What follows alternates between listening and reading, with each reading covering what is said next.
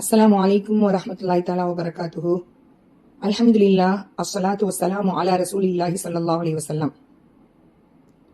26 April 2024 அன்று யூஷா இப்னு noon அலைஹிஸ்ஸலாம் அவங்களுடைய ஜியாரத்தை முடிச்சுட்டு அடுத்தாப்லயே எங்களை புஹ்லூல் தானா ரலியல்லாஹு அன்ஹு அவங்களுடைய மர்கதுக்கு ஜியாரத்துக்கு போனோம். அங்க என்ன அப்படின்னு சொன்னா அவங்க வந்து அபு வஹப் புஹ்லூல் இப்னு அம்ரினில் கூஃபி ரலியல்லாஹு அன்ஹு, கூஃபால பிறந்தவங்க. அதனால அவங்கள கூஃபின்னு பட்டாயிட்டு அழைக்கிறாங்க. அவங்க அபு வஹப்னு சொல்லப்படுது. அபு வஹப்னு அவ பேர் தானா. புஹ்லூல் தானாண்டே அழைக்கப்பட்டிருக்காங்க. அதாவது நம்ம கூட குத்துபுல் அக்தாப் ஓதுநாயத்துடைய அந்த மௌலிது ஷரீஃப்ல சின்ன துவால புஹ்லூல் மஃப்தூன் அப்படின்னு நம்ம ஓதுவோம். அந்த புஹ்லூல் தானா ரலியல்லாஹு அன்ஹு அவங்களுடைய ஜியாரம். தன்னை மறந்து தவத்திலேயே இருப்பாங்களாம். அல்லாஹ் அப்படி அழியுண்டு போன ஆளு. தானா அப்படின்றாலே நஃப்ஸ அர்ப்பணிச்சவங்க, அந்த பேராலேயே அழைக்கப்பட்டிருக்காங்க. இவங்க வந்து புஹ்லூல் தானா ரலியல்லாஹு அன்ஹு அவங்க நடந்து போகும்போதே மக்களுக்கு மத்தியில தெரியுமா அவங்களுடைய அந்த ஆன்மீக தோற்றம் மக்களுக்கு விளங்குமா. இவங்களுடைய மக்காம் இப்போ எங்க அப்படின்னு சொன்னா அவங்க வாழ்ற காலத்திலேயே அடிக்கடி அவங்க போய் உட்கார்ந்துட்டு இருக்கிறது மஸ்தார் ஷரீஃப், எல்லாத்துடைய மர்கது. மன்னரை வாசிகளோட தான் பேசுவாங்களாம். மன்னரையில உட்கார்ந்துட்டு இருக்கும்போது ஒரு தடவை சிறிய சக்குத்தி ரலியல்லாஹு அன்ஹு அவங்கள சந்திச்சு, என்ன நீங்க கபர்ல உட்காந்து என்ன பண்ணிட்டு இருக்கிறியோ அப்படின்னு கேட்கும்போது சொன்னாங்களாம், நான் வந்து என்னைய துன்புறுத்த மாட்டாங்களே, என்னைய கஷ்டப்படுத்த மாட்டாங்களே, என்னை கேலி பண்ண மாட்டாங்களே, அப்படிப்பட்ட ஆட்களோட, என்னை பத்தி புறம் பேசாத ஆட்களோட உட்காந்து நான் ரகசியம் பேசிட்டு இருக்கிறேன் அப்படின்னு சொல்லுவாங்களாம். அப்படிப்பட்ட ஆளு இவங்கள வந்து ஜியாரத்து பண்ணோம். அதுக்கப்புறமா இவங்க வந்து ஒரு தடவை தஜ்லா நதிக்கரையில டைக்ரீஸ் நதின்னு அதை சொல்லுவாங்க, அந்த தஜ்லா நதி, அந்த நதியும் நாங்க சந்திச்சோம். அல்ஹம்துலில்லாஹ். இந்த தஜ்லா நதி அப்படின்னு சொன்ன உடனே எங்களுக்கு ஒரு விஷயம் என்னன்னா வருது. குத்துபுல் அக்தாப் ஓதுநாயகம் ரலியல்லாஹு அன்ஹு அவங்களோட அம்மா வந்து 40 தீனாரோட ஜீலான்ல இருந்து பக்தாத் ஷரீஃபுக்கு வந்து கற்றுக்கிட இல்மு கற்றுக்கிட அனுப்பி வச்சாங்க. அப்படி அனுப்பி வச்ச நேரத்துல கல்வர்கள் கூட்டம் கேட்கும்போது உண்மையை சொல்லிட்டாங்க அப்படின்லாம் நம்ம படிச்சிருக்கிறோம், நம்ம கேள்விப்பட்டிருக்கிறோம். இந்த நேரத்துல என்ன, இவங்க வந்தப்போ பக்தாத் ஷரீஃப்ல சரியான வறுமை, பஞ்சம், என்ன ஏதாவது கிடைச்சிடாதா, என்னத்தையா சாப்பிட மாட்டோமா அப்படிங்கிற நிலைமையில தான் எல்லாரும் இருந்திருக்காங்க. எல்லாரும் அடிக்கடி தஜ்லா நதியில தான் ஒதுங்குவாங்களாம். அப்படி ஒதுங்கும் போது அங்க உள்ள இலத்தலைகள், காய்கறிகள், இந்த தண்ணியில மிதந்து வரக்கூடிய பழங்கள், புல்லு புதர் எல்லாத்தையும் பசியில வந்து அதையெல்லாம் கூட சாப்பிட்டுட்டு இருந்திருக்காங்க. இவங்க குத்துபுல் அக்தாப் ஓதுநாயகம் அந்த தஜ்லா நதியில போய் பார்க்க போயிருக்காங்க. அங்க எல்லாமே காய்கறிகள் எல்லாம் வர்றதை வச்சு மக்கள் தின்னுட்டு இருக்கிறதையும் பார்த்துட்டு, நம்ம ஒரு ஆள் சாப்பிட்டா ஒருவருடைய உணவுக்கு நம்ம இடையூறு விளைவிச்ச மாதிரி ஆயிடும். நம்ம எதுவுமே சாப்பிட வானா, ஒரு ஆள்கிட்ட உணவை கட்டுப்படுத்திட வானா, நம்ம எதுவும் சாப்பிட வானா அப்படின்னு பசியோடயே வர்றாங்க. அங்க வந்து பக்தாத் ஷரீஃப்ல பள்ளியில உட்காந்து தவத்துல வணக்கத்துல ஈடுபட ஆரம்பிக்கிறாங்க. பசியோடயே தான் ஈடுபடுறாங்க. இந்த நேரத்துல அங்க ஒரு ஆள் வந்து உணவு பொட்டலத்தை வச்சுட்டு ஏதோ சுற்றும் பாக்குறாரு. கடைசி உணவு பொட்டலத்தை பிரிச்சு சாப்பிட ஆரம்பிக்கிறார். ஆனா அது வந்து வறுமையுடைய நிலைமை வந்து அந்த பக்தாத் ஷரீஃப்ல உள்ள வறுமை நிலை அவங்களுக்கும் தெரியும். இருந்தாலும் அப்படி யோசிச்சுட்டு இந்த குத்துபுல் அக்தாப் ஓதுநாயகத்தை ஒன்னா சாப்பிட அழைக்கிறாங்க. குத்துபுநாயகம் இல்ல நீங்களே சாப்பிடுங்கன்னு மறுக்கிறாங்க. பல தடவை வற்புறுத்தி இழுத்து உட்கார வச்சு சாப்பிட வைக்கிறாங்க. சாப்பிட்டு முடிச்சதுமே, நான் வந்து ஜீலான் நாட்டவர், அந்த ஆள் தன்னை அறிமுகப்படுத்துறாரு, நான் ஜீலான்ல இருந்து வர்றேன், இங்க அப்துல் காதிர்னு பெயருடைய ஒரு ஆள் இருக்காங்களாம், கற்க வந்தாங்களாம், அவங்க தாயார் இந்த உணவு பொட்டலத்தை தந்து சாப்பிட கொடுக்கணும், அப்துல் காதிர் ஜீலானி ரலியல்லாஹு அன்ஹு அவங்களை காமிச்சு அவங்கள சொல்லி அவங்கள பார்த்து நீங்க இந்த உணவு பொட்டலத்தை சேர்த்துருங்கன்னு சொன்னாங்க. ஆனா நானும் தேடி பார்த்தேன், எங்களுக்கு அவங்க கண்ணில் படல. கடைசியா நான் இப்ப சாப்பிட்டது வந்து அந்த அப்துல் காதிர் ஜீலானி ரலியல்லாஹு அன்ஹு அவங்களுக்கு தாயார் தந்து விட்டாங்களே, அந்த உணவு பொட்டலத்தை தான் நம்ம இப்ப பயந்து சாப்பிட்டுட்டு இருக்கிறோம் அப்படின்னு சொன்ன உடனே இவங்களுக்கு மனசுல ஒரு மகிழ்ச்சி. அப்ப நம்ம தாயார் கொடுத்து விட்டதை தான் நம்ம சாப்பிட்டு இருக்கிறோம், அந்த அப்துல் காதிர் நான் தான் அப்படின்னு சொல்லி விளக்கப்படுத்தினாங்களாம். அப்படிப்பட்ட குத்துபுல் அக்தாப் ஓதுநாயகத்துடைய அந்த சந்நிதியோட தான் இந்த மாதிரி பெரிய பெரிய மகான்களை சந்திக்கிற பாக்கியம் எங்களுக்கு கிடைச்சது. அந்த தஜ்லா நதியில ஹாரூன் ரஷீத் மன்னர் ஜுபைதா அம்மையாரோட உலா வர போயிருக்காங்க. அப்ப இந்த புஹ்லூல் தானா ரலியல்லாஹு அன்ஹு அவங்க வந்து ஈர மண்ணை வச்சு வீடு கட்டி ஒரு வீடா கட்டிட்டு இருந்திருக்காங்க. இதை பார்த்த ஜுபைதா அம்மையார், என்ன பெரியவங்களே என்ன பண்றீங்க அப்படின்னு கேட்கும்போது, நான் சுவனத்துல வீடு கட்டிட்டு இருக்கிறேன், அப்படியா எனக்கு ஒரு வீடு கிடைக்குமா, அதுக்கு உங்களோட கழுத்துல இருக்கிற முத்து மாலை தந்தா தான் இந்த வீடு கிடைக்கும்னு சொல்லியிருக்காங்க. தன்னுடைய கழுத்துல இருந்த அந்த மாலையை உடனே கலத்தி கொடுத்துட்டாங்க. கொடுத்து அவங்க வந்து அந்த மண்ணு வீட்டையும் வாங்கியாச்சு. இதை கண்ட ஹாரூன் ரஷீத் மன்னருக்கு கடுமையான கோவம், என்ன வேலை பார்த்துட்டியோ, இந்த மண்ணு வீட்டுக்காக வேண்டி உங்க முத்துமாலை பணையம் வைக்கிறதா? உங்க முத்துமாலை தான் இதுக்கு சரியா சமமாகுமா? ஏன்னா ஒரு மண்ணு வீட்டுக்காக வேண்டி இப்படி பண்ணிட்டீங்க அந்த பெரியவர் சொல்றாங்கன்னு சொல்லி அப்படின்னு கோவத்தோட இருந்தாங்க. 5 இரவு துயில் கொள்றாங்க. மனாம்ல ஹாரூன் ரஷீத் மன்னர் சுவர்க்கத்துல ஒரு பெரிய முத்து மாளிகையை பாக்குறாங்க. அதனுடைய அழகோ அழகு சொல்ல முடியாது. அப்படியான ஒரு பேரழகு தோற்றம் அந்த முத்து மாளிகை. அந்த முத்து மாளிகையில எழுதப்பட்டு இருக்குது எப்படின்னு சொன்னா, அதாவது கஸ்ரு ஜுபைதா அம்மையாருடைய மாளிகை அப்படின்னு எழுதப்பட்டிருக்கு. அந்த எழுதப்பட்ட அந்த காட்சியை பார்த்துட்டு நம்ம மனைவிட வீடு தானே, நம்ம மனைவிட பேர்ல தானே இருக்குது அப்படின்னு இவங்க அந்த ரம்மியமான அந்த காட்சி உள்ள காலை இழுத்து உள்ள வைக்க தோணுது. உள்ள வைக்க போகும்போது கிடையாது, நீங்க உள்ள வச்சிடக்கூடாது, இது ஜுபைதா அம்மையார் ரலியல்லாஹு அன்ஹா அவங்க இன்னைக்கு வாங்கின வீடு, அதனால அவங்க ஃபர்ஸ்ட் கால் வைக்காம யாருக்குமே கிடையாதுன்னு சொன்ன உடனே இவங்க விழிச்சிடுறாங்க. அடுத்த நாள் அந்த புஹ்லுல் தனா ரலியல்லாஹு அன்ஹு அவங்கள பாக்கிறதுக்கு போறாங்க. அவங்க அதே மாதிரி மண்ணு வீடு கட்டிட்டு இருக்காங்க. சுவனத்து வீடுன்னு சொன்ன உடனே அந்த முத்து மாலை இருக்குது, அதை விட பெரிய காசு நான் உங்களுக்கு தொகை தர்றேன், நிறைய தீனார் உங்களுக்கு ஒப்படைக்கிறேன், எனக்கு ஒரு வீடு வேணும் அப்படின்னு கேட்கும்போது புஹ்லுல் தனா ரலியல்லாஹு அன்ஹு அவங்க சிரிச்சுட்டே சொன்னாங்களா, சொர்க்கத்துல முத்து மாளிகையை பார்த்தவங்களுக்கு எல்லாம் இங்க வீடு கிடையாதுன்னு சொல்லிட்டாங்களாம். இப்படிப்பட்ட புஹ்லுல் தனா ரலியல்லாஹு அன்ஹு இவங்களுடைய வம்சம் ரசூல் ஸல்லல்லாஹு அலைஹி வஸல்லம் அவங்களுடைய வம்சத்தோட அப்பாஸ் இப்னு அப்துல் முத்தலிப் ரலியல்லாஹு அன்ஹு அவங்க வரைக்கும் போய் சேருது. இதுக்கப்புறமா எங்களை பஸ்ல ஏற சொல்ற அந்த தருவாயில எல்லாரும் ஏற போறாங்க. அந்த டைம்ல எங்களுக்கு ஒரு மர்கது எங்களுக்கு பார்க்க வருது. அதுதான் இப்ராஹிமுல் ஹவாஸ் ரலியல்லாஹு அன்ஹு, அபு இஸ்ஹாக் இப்ராஹிமுல் ஹவாஸ் ரலியல்லாஹு அன்ஹு. எங்களோட ஷேக் நாயகம் இவங்களை பத்தி நிறையவே சொல்லியிருக்காங்க. இவங்க தவக்குல்ல பேரு போன ஆள். இவங்களுக்கு ரயீசுல் முத்தவக்கிலின்ற பேரு. பெரும்பாலும் பசியோடையும் தனிமையிலையும் விழிச்சு இருக்கிற ஒரு பெரிய ஆன்மீக மகான் சூஃபி. இவங்க சாப்பிடாம இருக்கிறத பார்த்து, என்ன நீங்க ஒரு சாப்பிட்ட ஒரு ஆள் பசியோட இல்லாம வயிறு நிரம்ப சாப்பிட்டு கொண்டு இருக்கிற ஆள் வேலை பார்க்குற மாதிரியே வணக்கம் செய்யற மாதிரியே நல்ல புஷ்டியா வணக்கத்துல நல்ல ஈடுபடுறீல, உங்களுக்கு எங்க இந்த உணவு கிடைக்குது அப்படின்னு கேட்கும்போது அவங்க சொல்லுவாங்களாம், தாயிட வயிற்றுல இருக்கிற சிசுவுக்கு எப்படி உணவு கிடைக்குது, காட்டுல வாழ்ற வனவிலங்குகளுக்கு எப்படி எல்லாம் உணவு கிடைக்குது, அதை போல அல்லாஹ் புறத்துல இருந்து எனக்கு வந்துட்டே இருக்குதுன்னு சொல்லுவாங்களாம். இவங்க ஹல்வத்துல இருக்கும்போது, தவக்கோலத்துல இருக்கும் பொழுது, தனிமையில காட்டு பாதையில இருக்கும் பொழுது ஒரு பெரிய பயங்கர தோற்றத்துடைய ஒரு வனவிலங்கு வரும்போது இவங்க மனசுல ஒரு லேசான அச்சம் வருது. அப்போ ஒரு அசரீரி சவுண்ட் வருது, 72,000 மலக்குமார்கள் உங்களை பாதுகாத்துட்டு இருக்காங்க, நீங்க பயப்படவே தேவை ஒரு ஆசுவாசப்படுத்தக்கூடிய ஒரு குரல் ஒலிக்குது. அவுது பில்லாஹி ஸமீல் அலீம் மினஷ் ஷைத்தானிர் ரஜீம். அதை ஓதி ஹஷ்ர் சூராவுடைய இறுதி 3 ஆயத்தை இவங்க ஓதுறதை வழக்கமாக்கிட்டு இருந்தாங்க. அந்த வளமைக்கு அப்படி ஓதி வர்றவங்க அவுது பில்லாஹி ஸமீல் அலீம் மினஷ் ஷைத்தானிர் ரஜீம் அப்படின்னு சொல்லி 3 தடவை ஓதி ஹஷ்ர் சூராவுடைய அந்த இறுதி 3 வசனங்களையும் ஓதுனா 72,000 மலக்குமார்களுடைய பாதுகாப்பு கிடைக்குமா. இவங்க காலையிலையும் மாலையிலையும் அதை வழக்கமா ஓதி வர்ற வழக்கத்துல இருந்திருக்காங்க. வனவிலங்குகளோட பாஷை கூட உங்களுக்கு புரியுமா? வனவிலங்குகள் உங்களுக்கு அடிமை மாதிரி எல்லாத்தையும் எடுத்து கொடுக்கக்குள்ள அந்த மாதிரி இருக்குமா. அப்படிப்பட்ட இப்ராஹிமுல் ஹவாஸ் ரலியல்லாஹு அன்ஹு அவங்களுடைய மர்கதையும் நாங்க பார்க்க கிடைச்சிது. அதாவது சைட்ல ஏறும்போது அவங்களோட ஜியாரா எங்களோட கண்ணில் பட்டுச்சு. கொஞ்சம் பேர் பஸ்ல கூட ஏறி இருப்பாங்கன்னு நினைக்கிறேன்.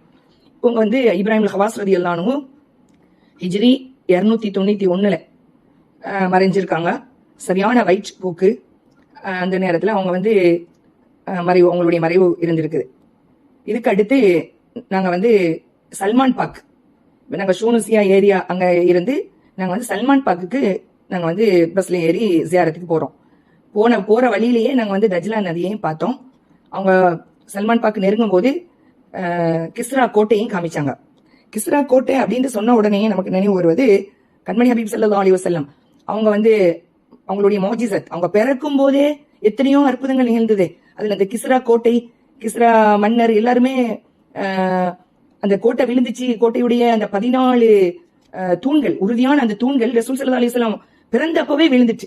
நிறைய அற்புதங்கள் நிகழ்ந்த மாதிரி இதுவும் நிகழ்ந்தது அப்படின்னு சொல்லி நம்மளும் படிப்போம். அதாவது புர்தா ஷெரீஃப்ல ரசூல் மாலையெல்லாம் கூட இது சொல்லப்பட்டிருக்கும்.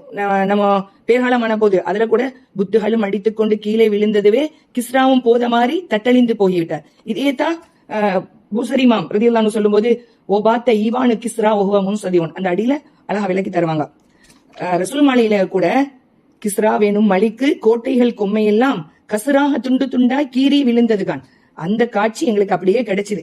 அதை இப்ப வரைக்கும் அந்த கிஸ்ரா கோட்டைய சரி செய்ய முடியலையாம். வெடிச்சு சிதறந்த அந்த இதெல்லாம் வேற கற்களை வச்சு கட்டி பார்த்தாங்களாம். முடியாத அப்படி ஒரு இது. கண்மணி ஹபீப் ஸல்லல்லாஹு அலைஹி வஸல்லம், ஏன்னா அந்த கிஸ்ரா மன்னர் ரசூல் ஸல்லல்லாஹு அலைஹி வஸல்லம் இஸ்லாத்துல அழைச்சு லெட்டர் கொடுக்க போகும்போது அந்த மன்னர் பிற்காலத்துல அவர் இப்படியேப்பட்டவர்ன்னு சொல்லி ரசூல் ஸல்லல்லாஹு அலைஹி வஸல்லத்துக்கு ஆரம்பத்திலே தெரிஞ்சுதானே இருக்கும். அவங்களை அழைப்பு விடுக்கும் போது கூட அவர் மறுத்துட்டாரு. இந்த லெட்டரை கிழிச்சு போட்டுட்டு இஸ்லாத்துல ஏற்க மறுத்துட்டார். அப்போ ரசூல் ஸல்லல்லாஹு அலைஹி வஸல்லம் இந்த லெட்டரை கிழிச்ச மாதிரி அவருடைய கோட்டைகள் எல்லாம் கிழிந்து உடைபடும் சொன்னாங்க. பின்னாடி அவங்க பிறக்கும் போதே விழுந்த அந்த கோட்டை போக மிச்ச நாளிலேயே அதை சரி செய்ய முடியாம போனதுக்கு காரணம் இதுதான் அப்படின்னு சொல்லி விளக்கம் தருவாங்க. அடுத்தது நாங்க சல்மான் பார்க்கல, சல்மானுல் ஃபாரிசி ரலியல்லாஹு அன்ஹு அவர்களுடைய அந்த ஜியாரத்துக்கு போனோம். ஒரே மக்காம்லேயே தான் 4 ஜியாரம். ஃபர்ஸ்ட் நாங்க சல்மானுல் ஃபாரிசி ரலியல்லாஹு அன்ஹு அவங்கள பார்த்தோம். இவங்க பாரசீக பரம்பரையில பணக்கார குடும்பத்துல இவங்க தந்தை நெருப்ப வணங்குற கூட்டத்துல இருந்திருக்காங்க. இவங்க செல்ல பிள்ளையா வீட்டுல பொத்தியே வளர்த்திருக்காங்க சல்மானுல் ஃபாரிசி ரலியல்லாஹு அன்ஹு. அதுக்கப்புறமா இவங்க வெளியே வரும்பொழுது, ஒரு வேலை விஷயமா வெளியே வரும்பொழுதுதான் கிறிஸ்தவர் பாதிரிமார்களுடைய தொடர்பு ஏற்படுது.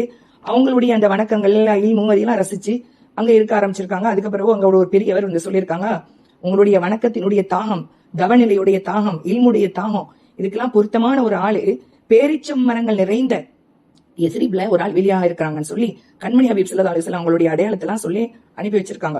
இவங்க நெடுக்காலமா எல்லாத்தையும் அடிமைப்பட்டு வியாபாரிகள்ட்ட எல்லாம் அடிமைப்பட்டு கடைசியா ரசூல் ஸல்லல்லாஹு அலைஹி வஸல்லம் அவங்கள பார்க்க போயிட்டாங்க.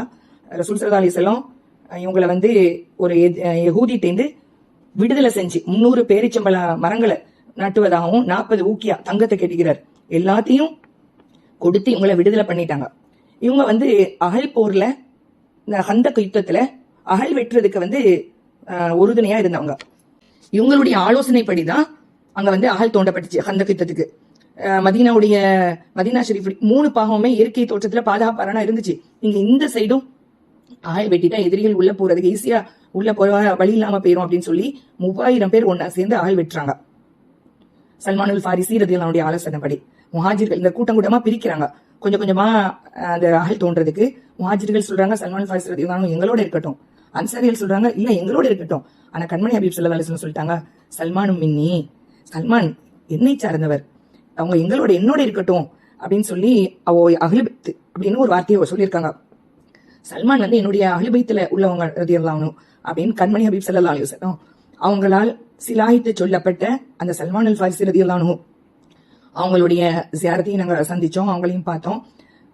இவங்க சொல்லுவாங்களா ரசூல் ஸல்லல்லாஹு அலைஹி வஸல்லம், சுரையான்ற நட்சத்திரத்துல இல்மு இருந்தா கூட சல்மானுல் ஃபாரிசி ரலியல்லாஹு அன்ஹு அந்த சுரையாங்கிற நட்சத்திரம் வானத்துல உயர திசையில இருக்கிற எப்பவாவது தோன்ற அந்த நட்சத்திரமா அது இருந்தா கூட அங்க கிடைச்சா கூட இல்ம போய் பெற்றுட்டு வந்துருவாங்க. அப்படிப்பட்ட ஆளு அலி ரலியல்லாஹு அன்ஹு இவங்களை பத்தி சொல்லும் பொழுது லுக்மானுல் ஹக்கீம் ரலியல்லாஹு அன்ஹுங்களுக்கு சமமான நிறைய ஞானம் பெற்ற ஆளுன்னு சொல்லியிருக்காங்க. உமர் ரலியல்லாஹு அன்ஹு அவங்களுடைய காலத்துல மதாயின் என்கிற பகுதியில அவங்க ஆளுநரா நியமிக்கப்பட்டு அங்கேயே இருந்தாங்க. ரசூல் ஸல்லல்லாஹு அலைஹி வஸல்லம் காலத்துல இவங்களுக்கு தோழமையில உஹ்வத் ஏற்படுத்தி விட்டது அபூதர்தா ரலியல்லாஹு அன்ஹு, ஆன்மீக தோழர். இவங்க சல்மானுல் ஃபாரிசி ரலியல்லாஹு அன்ஹு ஒரு பெரிய சூஃபி மகான், சஹாபிலேயே சூஃபியா இருந்தவங்கல்ல இவங்க ஒரு ஆளு. சல்மான் ஃபாரிசி ரலியல்லாஹு அன்ஹு இவங்க அந்த இடத்துல ஹிஜ்ரி 32 மறைஞ்சிருக்காங்க. அந்த மக்காம்லயே தான் சல்மானுல் ஃபாரிசி ரலியல்லாஹு அன்ஹு ஒரே பள்ளியில அவங்கள பார்த்துட்டு ஹுதைஃபத்துல் யமான் ரலியல்லாஹு அன்ஹு அவங்கள நாங்க சந்திக்க நேர்ந்துச்சு. ஹுதைஃபத்துல் யமான் ரலியல்லாஹு அன்ஹு அப்படின்னு சொன்ன உடனே நமக்கு நினைவுக்கு வருவது சாஹிபு சிர், ரசூல் ஸல்லல்லாஹு அலைஹி வஸல்லம் அவர்களுடைய ரகசிய பாதுகாவலர். ரசூல் ஸல்லல்லாஹு அலைஹி வஸல்லம் இவங்கள ரகசியத்தை ஒப்படைச்சாலாம். ஏண்டா ஹுதைஃபத்துல் யமான் ரலியல்லாஹு அன்ஹு உங்களுக்கு சரியான ஒரு 3 விஷயம் சரியான பொருத்தமான ஆளு அப்படின்னு சொல்லி ரசூல் ஸல்லல்லாஹு அலைஹி வஸல்லம் புகழ்ந்து சொல்லுவாங்களாம். சரியான புத்தி சாதுரியம் மிக்க ஹிக்மத் கூட ஆளு, எல்லா செயலையுமே நல்ல விஷயமா விரைந்து தாமதிக்காம விரைந்து செய்யக்கூடிய ஆளு. அது மட்டும் இல்லாம இவங்கள்ட்ட ஒரு விஷயத்த ஒப்படைச்சா யாரு எத்தனை கொஸ்டின் எழுப்பினாலும் விஷயம் வெளியே வராது. அப்படி பாதுகாப்பா ரகசியத்தை பாதுகாக்கிற ஆளுன்னு சொல்லி முனாஃபிக்குடைய பட்டியலில இவங்க கிட்டதான் சொல்லி வைப்பாங்களாம். உமர் ரலியல்லாஹு அன்ஹு என்ன செய்வாங்களாம், இவங்க ஏதாவது ஜனாசா இருந்தா ஹுதைஃபத்துல் யமான் ரலியல்லாஹு அன்ஹு ரசூல் ஸல்லல்லாஹு அலைஹி வஸல்லம் இருக்கிற காலத்துல அவங்க கலந்துக்கிட்டாங்க, இவங்க கலப்பாங்க.